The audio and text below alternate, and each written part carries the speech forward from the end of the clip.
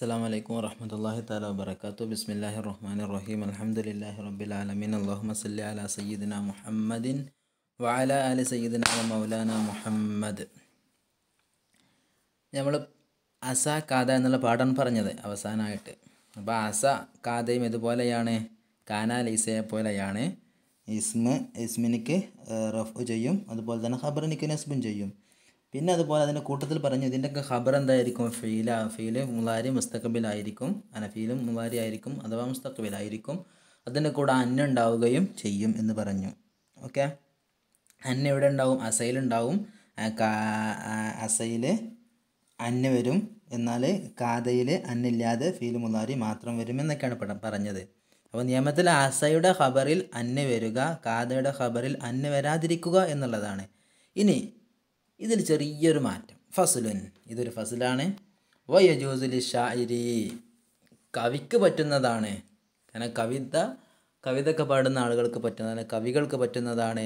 ഇതൽ തൊറ എന്ന് പറഞ്ഞാൽ പ്രയാസമായാൽ, ബുദ്ധിമുട്ടായാൽ യജൂസു, കവികൾക്ക് പറ്റുന്നതാണ്.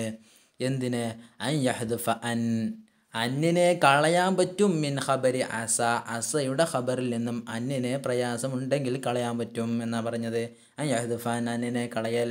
മിൻ ഖബരി അസയുടെ ഖബറിൽ നിന്നും. നമ്മൾ മുമ്പൊക്കെ പറഞ്ഞ എങ്ങനെ ആയിരുന്നു?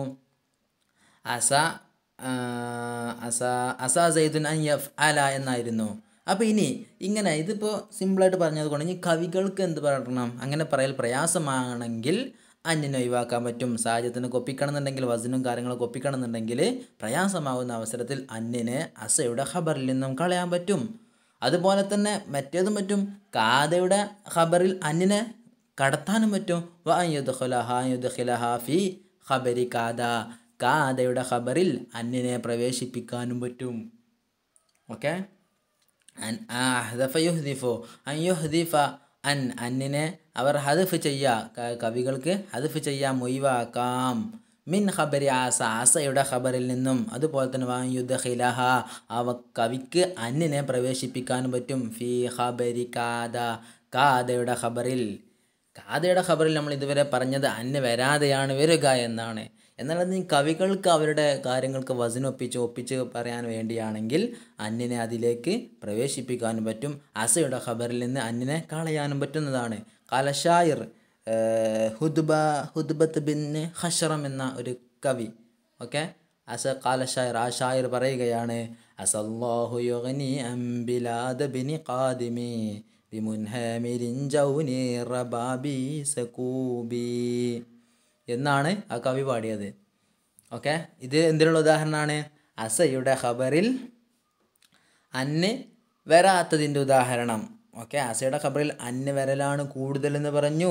കവികൾക്ക് വേണമെങ്കിൽ അത് പ്രയാസമാകുന്ന അവസരത്തിൽ അന്നിനെ കളയാം. ഇവിടെ നോക്കുക, അസല്ലാഹു എന്നുള്ള അസയുടെ ഇസ്മേത് അള്ളാഹു, അതിൻ്റെ ഖബർ യുഗ്നി. അപ്പോൾ അവിടെ എന്തായി? അന്നിനെ കളഞ്ഞുപോയി.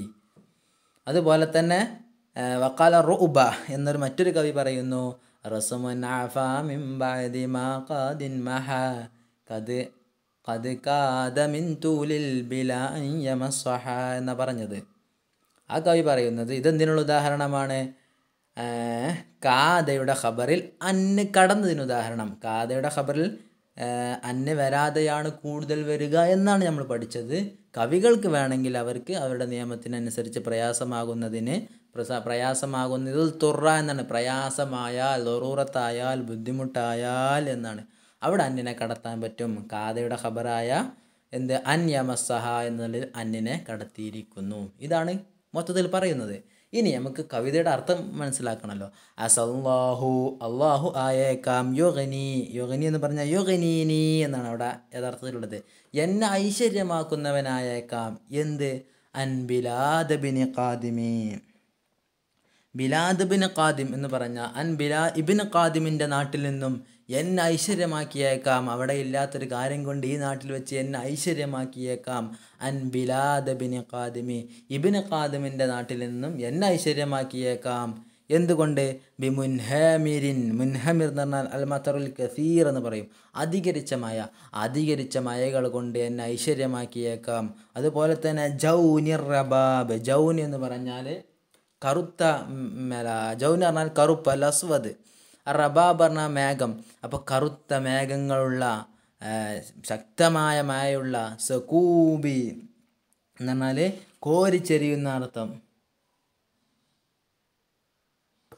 അപ്പോൾ എന്ത് കോരിച്ചെരിയുന്ന അധികരിച്ച മഴകൾ കൊണ്ട് ഇബ്നു ഖാദിമിൻ്റെ നാട്ടിൽ നിന്നും എന്നെ ഐശ്വര്യമാക്കിയേക്കാം. മുൻഹമിർ എന്ന് പറഞ്ഞാൽ അധികരിച്ച മഴ, അൽ മത്തറുൽ കസീർ. ജൗൻ പറഞ്ഞാൽ അൽ അസ്വദ് കറുപ്പ്, റബാബ് പറഞ്ഞാൽ മേഘങ്ങൾ, സക്കൂബ് പറഞ്ഞാൽ കോരിച്ചെരിയുന്ന അർത്ഥത്തിനൊക്കെ.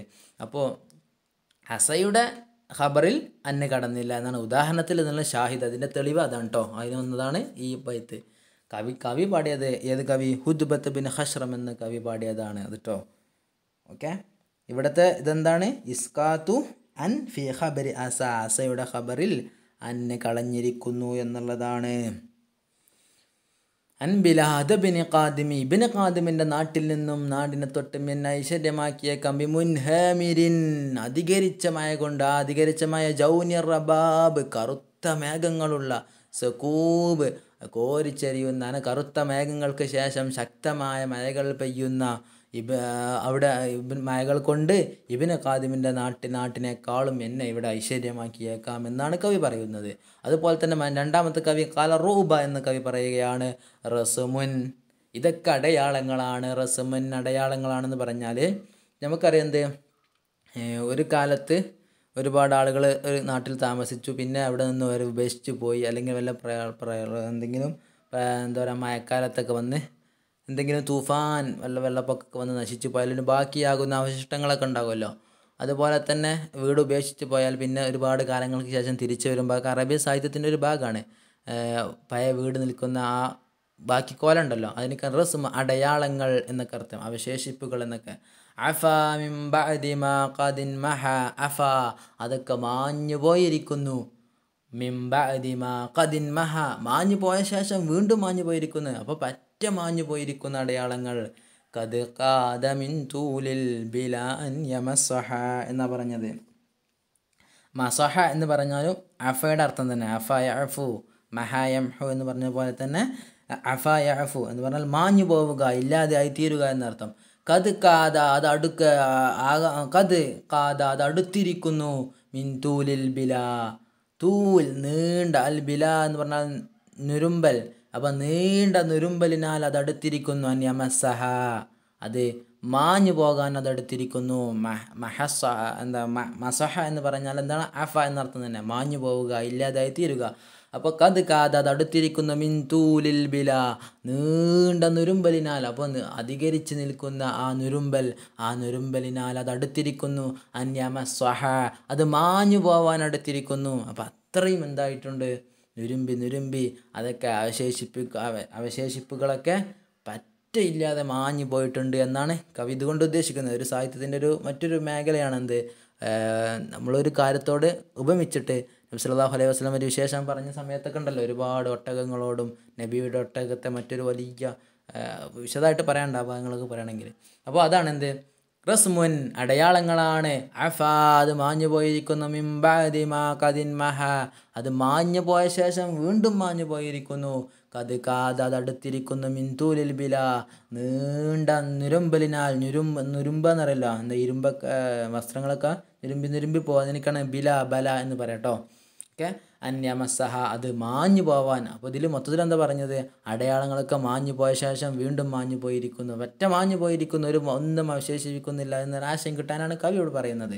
അപ്പോൾ നമ്മൾ പറഞ്ഞതുപോലെ തന്നെ റസ്മുൻ അഫാ മിൻ ബഅദി മാ ഖദിൻ മഹ ഖദ് കാദ മിൻ തൂലിൽ ബിലാ അൻ യമസ്സഹ.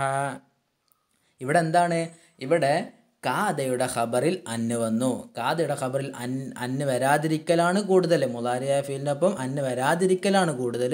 പക്ഷേ കവിയുടെ പ്രയാസമായതുകൊണ്ട് അന്നിനെ ഇവിടെ കടത്തുകയും ചെയ്തു എന്നാണ് മനസ്സിലാക്കേണ്ടത്. അപ്പോൾ ഈ രണ്ട് ബൈത്തുകളും ശ്രദ്ധിക്കണം. അസല്ലാഹു യുഗ്നി അൻ ബിലാദ ബിനി ഖാദിമി ബിമുൻഹാമിരിൻ ജൗനിർ റബാബി സകൂബി. അതുപോലെ തന്നെ റസ്മുൻ അഫാ മിൻ ബഅദി മാ ഖദിൻ മഹ ഖദ് കാദ മിൻ തൂലിൽ ബിലാ അൻ യമസ്സഹ. ഓക്കെ, അപ്പോൾ പാഠം മനസ്സിലായല്ലോ. ഇനി അതിൻ്റെ ഇറാബ് തർക്കീബ് ഒന്ന് പെട്ടെന്ന് പറഞ്ഞു പോവാം. ഫസ്ലുൻ എന്നുള്ളത് കളയപ്പെട്ടൊരു മുത്തയുടെ ഖബർ ഹാദാ ഫസ്ലുൻ എന്നാണ്. ഓക്കെ. വയജൂസു ഫിൽ മുലാരി മർഫു ലി ഷാഇരി ജാർ മജ്റൂർ, അതുപോലെ തന്നെ ജാർ മജ്റൂർ, അതുപോലെ ഇദൽ തുറ എന്നാണ്. ഇദൽ തുറ അർഫ് ഷർത്ത് ഇൽ തുറ എന്നുള്ളത് എന്ത് ഫീല് ഷർത്ത്. ഓക്കെ, ഫീല് മാലി. പിന്നെ അതിൻ്റെ ഇൽത്തുറയുടെ ഫായില് അൻ യഹ്ദുഫ അൻ എന്നുള്ള അതിൽ നിന്നും അവലായ അതിൽ നിന്നും ഒരു സങ്കല്പിച്ചെടുക്കുന്ന തവീൽ ചെയ്തെടുക്കുന്ന ഒരു മസ്തറാണ് ഇൽത്തുറയുടെ ഫായിൽ കേട്ടോ. ഇൽത്തുറ എന്ത് പറ്റുന്ന പറഞ്ഞ പ്രയാസമായാൽ എന്ത് പറ്റും? അൻ യഹ്ദഫ. എന്തിനാ ഇൽത്തുറയാൽ അൻ യഹ്ദഫ, അതിനെ ഹദഫ് ചെയ്യാൻ പറ്റും എന്നാണ് പറഞ്ഞത്. അന്നർഫ് നാസിബ് ഹദഫ് ഫിൽ മുളാരി മൻസൂബ് ഹദഫ് അൻ യഹ്ദഫ എന്നുള്ളതിൻ്റെ അതിൻ്റെ ഫായിൽ അൻ എന്നുള്ളത് മിൻ ഖബരി ആസ ജാർ മജ്റൂറായിട്ട് മിൻ ഖബരി ജാർ ആസ എന്നുള്ളത് മുലാഫിലേഹി, വ അൻ എന്നുള്ളത് അൻ യഹ്ദഫ എന്നുള്ളടത്തേക്ക് അത്തുഫായിട്ട് കേട്ടോ.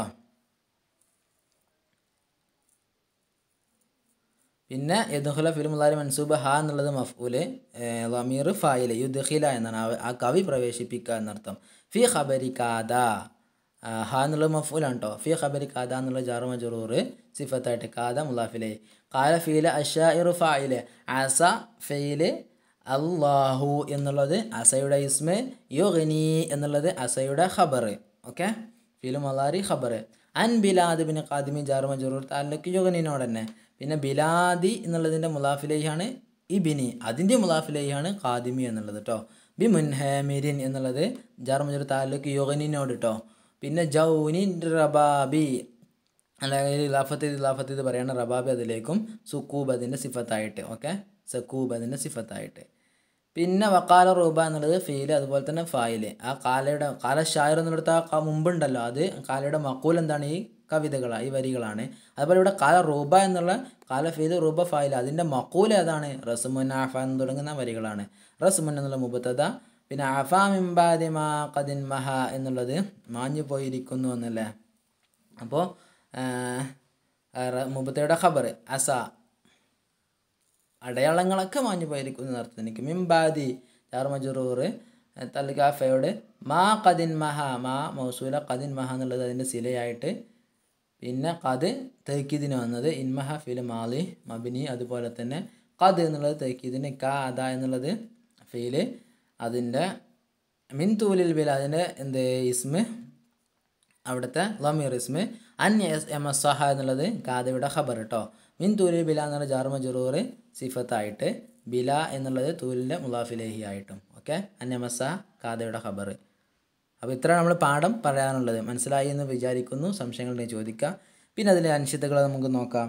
നക്തഷിഫ് ആസ വകാദ മിനൽ ജുമലിൽ ആറ്റിയ വനുബയ്യിൻ അമലഹുമ എന്നാണ് പറഞ്ഞത്.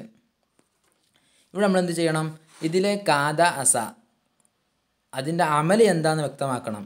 അപ്പോൾ ഇവിടെ കാദത്തി സഫീനതു തുഗ്രിഖ കറുബ സായിദു യുസീബ അസൽ യുസീബ് അല്ലേ, അതുപോലെ തന്നെ അസൽ ലൈഖു അൻ യൻഫരിജ അസൽ ഗായിബു അൻ യഹ്ളുറ എന്നൊക്കെയാണ്. അപ്പോൾ കാദയെ പോലെയുള്ള മറ്റൊരു ഫീലാണ് കറുബ. ഓക്കെ, കാദയും കറുബയൊക്കെ അതിൻ്റെ പറയും അഫ്അൽ മുഖാറബ എന്ന് പറയും കേട്ടോ. അതിൽപ്പെട്ടതാണ് കാദയും കറുബയും. ഇവിടെ നമ്മൾ പറഞ്ഞത് എന്തായിരുന്നു? കാദ വന്നാൽ അന്ന് വരാതിരിക്കുക, അപൂർവമായിട്ട് അന്ന് വരും. അസ വന്നാൽ അന്ന് വരലാണ് എപ്പോഴും, അപൂർവമായിട്ട് അന്ന് വരാതിരിക്കുകയും ചെയ്യും എന്നുള്ളതാണ്. അപ്പോൾ ഇവിടെ എന്താ ചെയ്യേണ്ടത്? ഇവിടെ നക്തഷിഫ അസാവ കാദമിനൽ ജുമലാത്തവനും ബയ്യനത്തിൻ്റെ അമൽ എന്താണെന്ന് വ്യക്തമാക്കാൻ. അപ്പോൾ ഒന്നാമത്തിൽ എന്താണ്?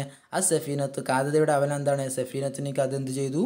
അത് റഫ് കൊടുത്തു. തഗ്രിക്ക എന്നുള്ളതിനേക്ക് അത് നസ്ബ് കൊടുക്കുകയും ചെയ്തു. എല്ലാത്തിലും അതുപോലെ തന്നെ. രണ്ടാമത്തെ എന്താണ്? അസല്ലൈക്കു അയ്യം ഫരിജ ഉള്ളത് അതുപോലെ തന്നെ. കറുബ സ്വായുധ നുസീബ എന്നുള്ളതൊക്കെ അതുപോലെ തന്നെ. പിന്നെ ഇവിടെ അന്നുണ്ടോ അന്നില്ല എന്നൊക്കെ വിശദീകരിച്ച് എഴുതാൻ പറ്റുന്നവരെ എഴുതുക. ഓക്കെ, ബാക്കി വർക്കുകളൊക്കെ നമുക്ക് അടുത്ത ക്ലാസ്സിൽ പറയാം. ഈ പാഠം കൃത്യമായിട്ട് പഠിക്കട്ടെ. നമ്മളെ ഇത് വെച്ചിട്ടാണ് ഇനി മറ്റുള്ള ക്ലാസ്സുകളൊക്കെ ഉപകാരപ്പെടാനുള്ളത്. അപ്പോൾ അസ കാദ അതിലേക്ക് നമുക്ക് അതുപോലെ എന്ന് പറയേണ്ട ആവശ്യം ഉണ്ടാവേണ്ടുള്ളൂ. അപ്പോൾ അതുകൊണ്ട് എന്ത് ചെയ്യുക? അസയുടെയും കാദയുടെയും നിയമങ്ങൾ പഠിക്കുക. ഒന്നുമില്ല, അസയുടെയും കാദയുടെയും ശേഷം വരിക ഇസ്മും ഖബറുമാണ്. അതിൻ്റെ ഖബർ എപ്പോഴും ഫെയിലായിട്ടായിരിക്കും വരിക. അസയുടെ കൂടെ ആ ഖബറിൽ അന്നുണ്ടായിരിക്കും, കാദയുടെ കൂടെ അതിൻ്റെ ഖബറിൽ അന്നില്ലാതെയാണ് കൂടുതൽ വരിക. എന്നാൽ ഇതിൻ്റെ ഒരു ഓപ്പോസിറ്റ് വശവും ഉണ്ട്. കവികൾക്കൊക്കെ പ്രയാസമാകുന്ന അവസരത്തിൽ അങ്ങനെയും വരാറുണ്ടെന്ന് പറയാം, മനസ്സിലാക്കുക. പിന്നെ അതിന് അനുസരിച്ചൊക്കെ നമുക്ക് വിശദമായിട്ട് അടുത്ത ക്ലാസ്സിൽ പറയാം. അസ്സലാമു അലൈക്കും.